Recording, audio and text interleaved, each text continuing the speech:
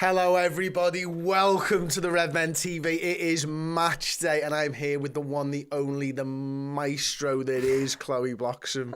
Chloe, how are you, mate? All right, you excited? Excited might be a little bit of a stretch, isn't Nervous? it? Nah, I just wanted to be over and done with it at this Already? point. Yeah, already. Is that where we're at? It is. I feel much better that, Trossard isn't playing. That's what I will say. That's gave me a little boost. And I'm never going to bet against Liverpool because I just don't have that in me to do. So, Did you just not place a bet? well, I had to give a prediction and I hate doing them, But I obviously went in the favour of Liverpool because I can't go against them, can I? I still believe that somewhere deep down there is a resemblance of Liverpool from 2 years ago, 3 years ago, 4 years ago. I've been doing this since 2010 and I've never predicted a Liverpool loss. And Hodgson was in charge for some of those years, so you're preaching to the converted here slightly, mate. You're just not supposed to. That's not what being a supporter is. But look, big game against Brighton today. As you mentioned, Trossard looks like he's thrown his dummy out of the pram big time, which is a bit mad because I know he always scores against us and plays well against us, but he's not that good a player to be able to do that, is he? But look, let's focus on Liverpool. That's where it comes down to for me. And Chloe, for you, if Liverpool don't play better than they have done in every game since the World Cup, can Liverpool get a win today? No. I'm very concerned about their midfield. They've got players there who can literally run all over us. Ooh, City just scored. Oh, sorry about that. What that means for the table. It's one of them where I'm really concerned about the midfield because the midfield is where it seems to be breaking down. Obviously, our pressing's not being great from the front, but the midfield just gets bypassed. We've got no legs. What Brighton do have is legs and a lot of it, and they love to press and win the ball high up the pitch, and they've got that. They've got the strength. They've got players that can run with the ball. I mean, Casado, who's been heavily linked with Liverpool, is one of those. So I'm not looking forward to that. What I will say is we weren't good against Aston. Well, we were good in attack and in transition against Aston Villa, but they had loads of chances. That could have been 6-4 or anything, that game. And we managed to get away with it.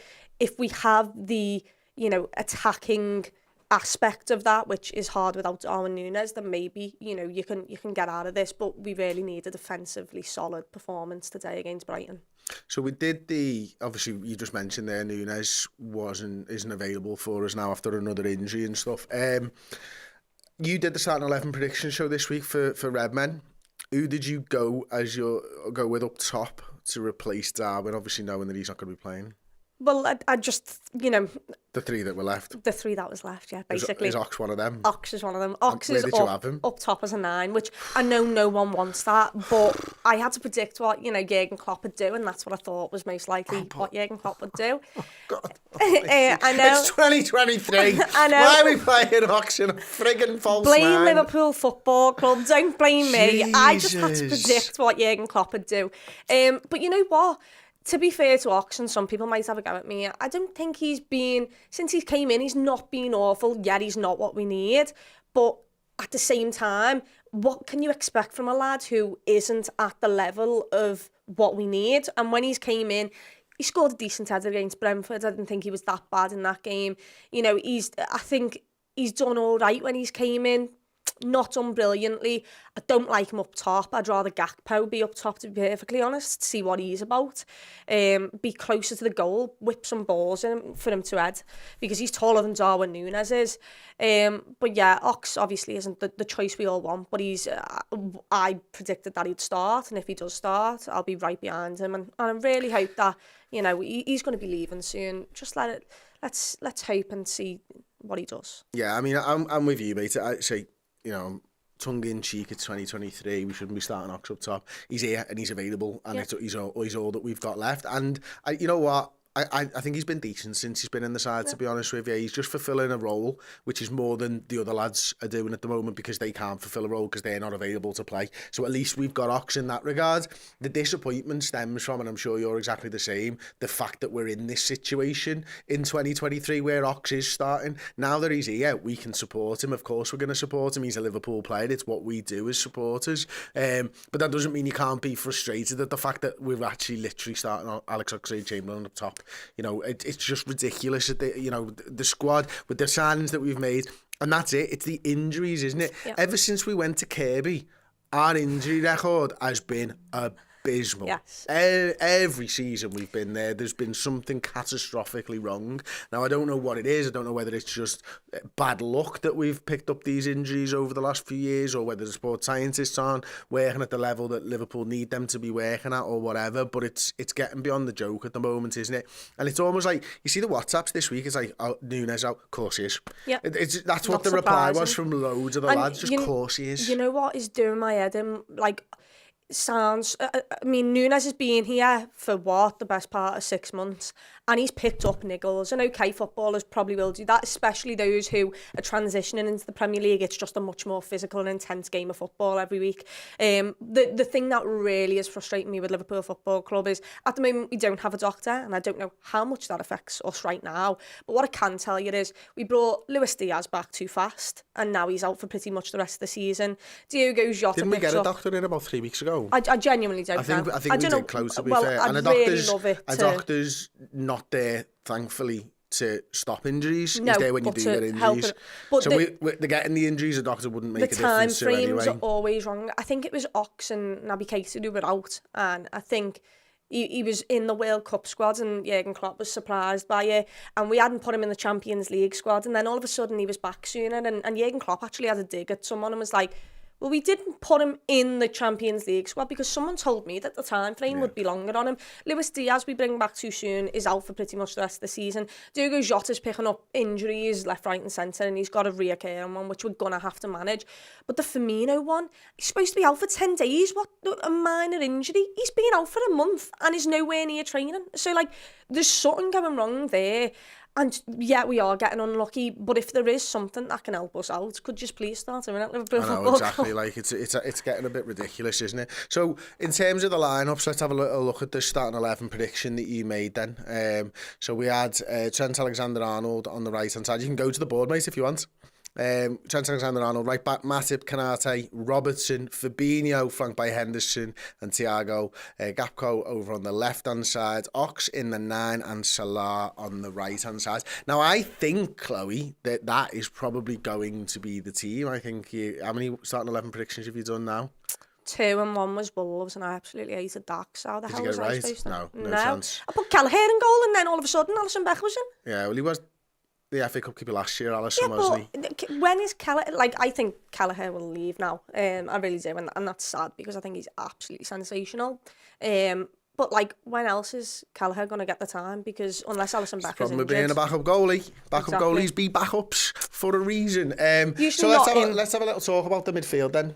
There's no other options, really, is there? I mean, if James Milner's available, I mentioned this on the podcast and got laughed at, but, like, it's not about his ability with the ball. It's about what he does for everybody else. The kick up the arse that Milner could give everybody, I think, could be something that Liverpool need over the next few weeks, and whether that's in training, on the football field or whatever. We need lads who are going to hold other players to high standards. Robertson right now, Chloe, for me, seems to be the one that's stepping up into that role and trying to get people playing, because your Jordan Hendersons and your Virgil van Dijks, they're not at that level anymore at the moment. They're not playing at the level that they can be, and I think sometimes they might find it difficult to tell other people what's going on when they're not playing at the right time. But at least Andy Robertson is stepping up. Yeah, and I think you could see that with the Brentford game where he got everyone in a huddle and was like screaming at them, and that's what we need. There becomes a point now where you need to stop being nice to each other and give everyone a kick up the arse. It is true. If someone's not playing right, I need Jordan Henderson to be screaming at them, and whether he's playing crap or not, I still need you to be a leader and be helping everyone else out on the pitch. It's not just an individual game, it's a team game. You can carry 1 or 2 players through a game of football. You can do that if you're good enough to do that, and Liverpool have been good enough. For the last 4 or 5 years, we haven't always been on it. We've carried players through and we've got through the games.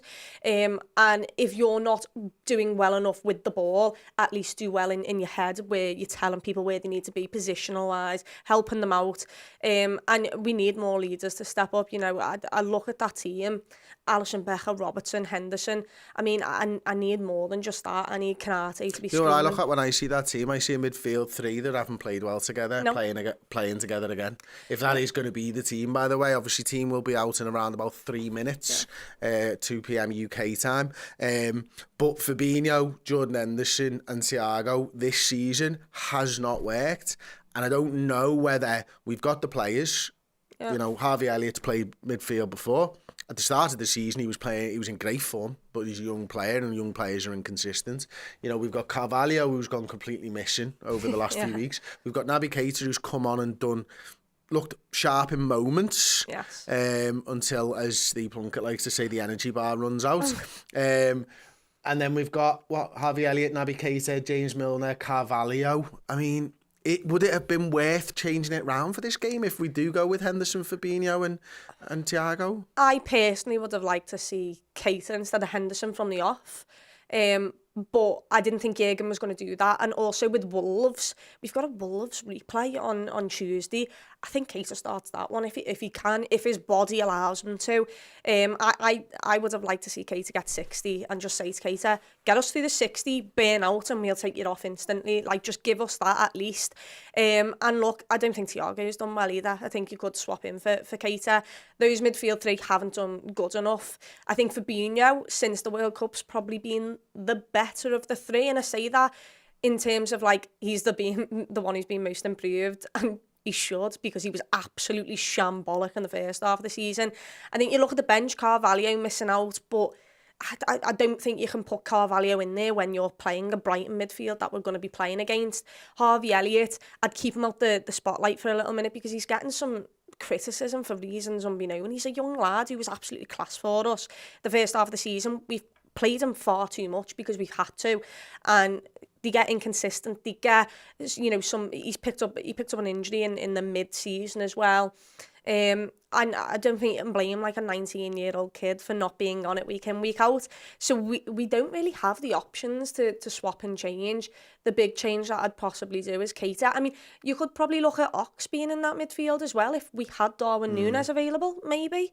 Saying that, I feel like he might have wanted to integrate Gakpo within a couple of months, but you just don't have the time, Jürgen, so just don't do that. No, he hasn't, and I can't wait to see more of Gakpo, to be honest with you. Before we do talk a little bit about him, before the Liverpool team comes out in about 1 minute's time, you mentioned Naby Keita. Do you know how many appearances he's had for Liverpool? I know he's made 3 from the bench since the World Cup. He's made 122 appearances for Liverpool. Right, team is out. I will finish this afterwards. So you get the team up and you can shout that bad boy out to me. Nobody is. As I transition over to the board right now. Right, whenever you're ready. Chloe, have you got the team for me, mate? Si, senor, yeah. We've got Alisson, Becker in goal, Arnold, Matip, Kanate and Robbo. Then we've got Fabinho, Thiago and Henderson. And surprise, surprise, we've got Oxlade-Chamberlain, Salah and Gakpo. Okay, let's go with the subs. The subs are Kelleher, Gomez, Milner, Keita, Jones. I didn't have Jones on there. Elliott, Costas, Carvalho, Duke. No Phillips? No Phillips, yeah. Was that it then? Yeah. Oh, that was quite quick and easy, wasn't it? Okay, in full then, in its entirety, Alisson Becker in goal, Andy Robertson plays left back, Ibu Kanate, Joe Matip, Trent Alexander-Arnold round out the back 4, we've got Fabinho at the base of a midfield 3, Thiago over to that left-hand side, Henderson over to that right-hand side, Mo Salah on the right, Gakpo on the left, and we think Alex Oxlade-Chamberlain will be playing the false 9 for Liverpool Football Club. Kelleher, Jones, Elliott, Milner, Doak, Gomez, Tsimikas, Keita and Carvalho is the bench. So, first of all, what we want to see. We saw a little bit from Gakpo. Sorry, say his name again. Gakpo, people have been going on at honestly, you. I can't say it like it's madness. I'm just going to have to start calling him Cody at some point. So, we saw a little bit from Gakpo. It's actually, is it Hakpo you're supposed to say or something like that? I don't know, I'd just go with Gakpo. Gakpo. And this is the problem. But, yeah. Right. because I tend to switch the P and the K round in the middle of the word, which is just not a good look for anybody, Chloe.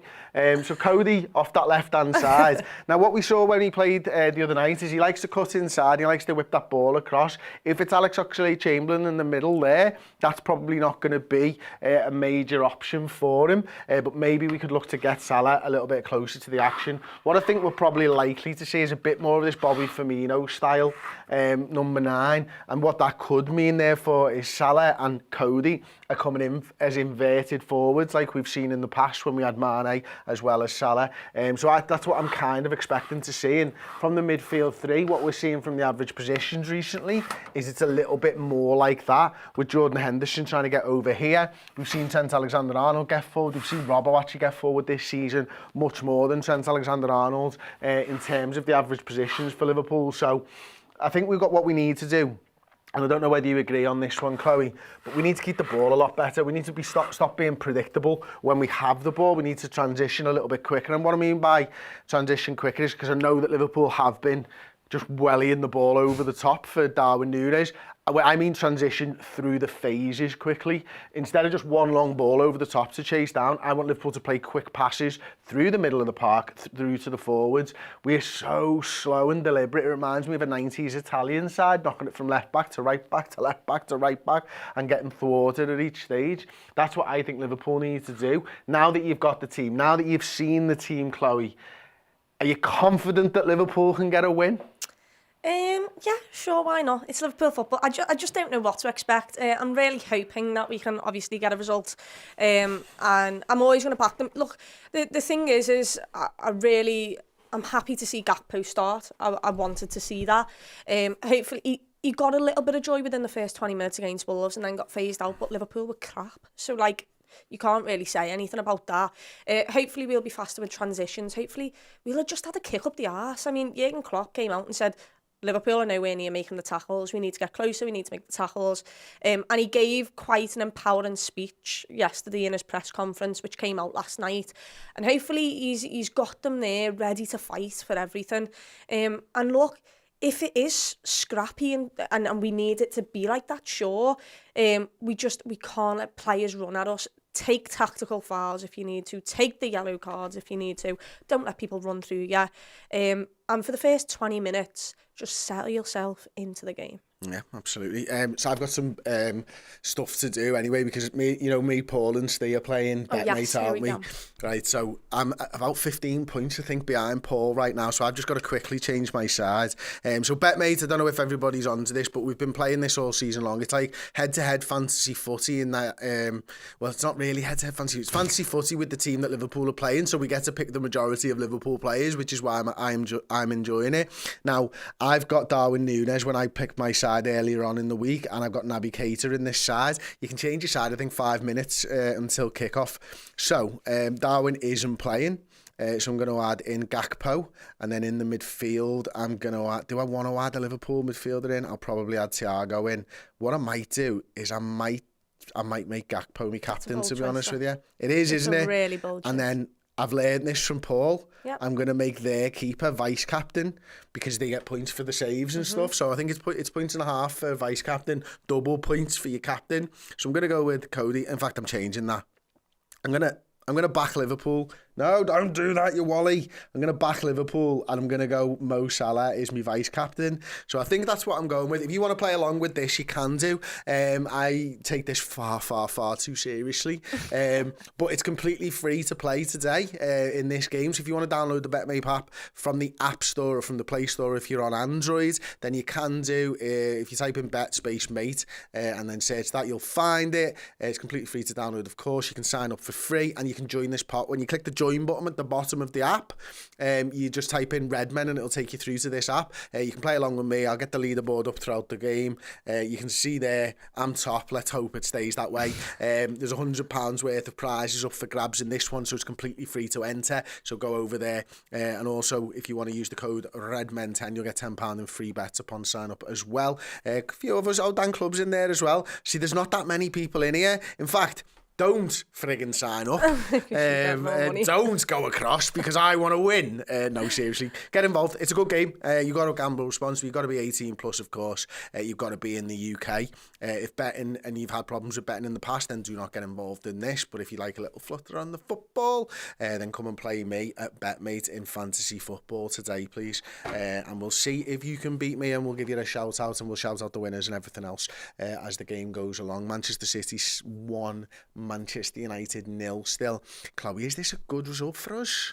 As a rather a draw, but I am not too sure. It feels, in my mind, I can't let go with the fact that we've been so close to Manchester City and rivaling Manchester. Every time I see them, I'm like, okay, I need them to lose. And then I realise, no, Chloe, you've got absolutely no chance. So just stop. Like, 1-1, there you go, goal.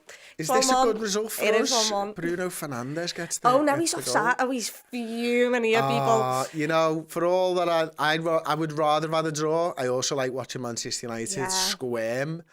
So I'm happy with City for the win here, to be honest with you, because I don't care. We need to get closer to United first before we get closer to City. But saying that, if United were to win today, they'd only be a point behind City then. But yeah, we've got to catch up to United first. So I guess, he's miles offside. He's miles offside, though. What are you asking? Flipping elf. I mean, it's because he's not made contact. Was it Rashford? Still, yeah. I mean, he's not made contact at all, but you can't say he's not involved in the play. Yeah, he was dummying the ball. Right now. Literally dummying the ball. No. They're having a conversation about this, actually. Anyway, we're going to be back in around about 38 minutes time, I think. Should we just stay to see what happens with this so we can laugh at Manchester United? It's been given a goal. That's not fair. I don't know how that's been given. The ball. That is the most shocking decision I've seen.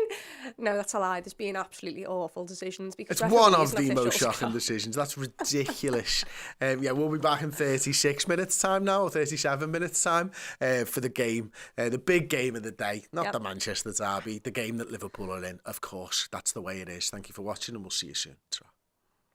Hey everyone, I hope you've enjoyed the show. Did you know that if you go over to redmenplus.com and sign up as a Club Legend subscriber, I will personally email you every single month with a new code which gets you 20% off at redmenmerch.com. That's a no-brainer. Go and do it.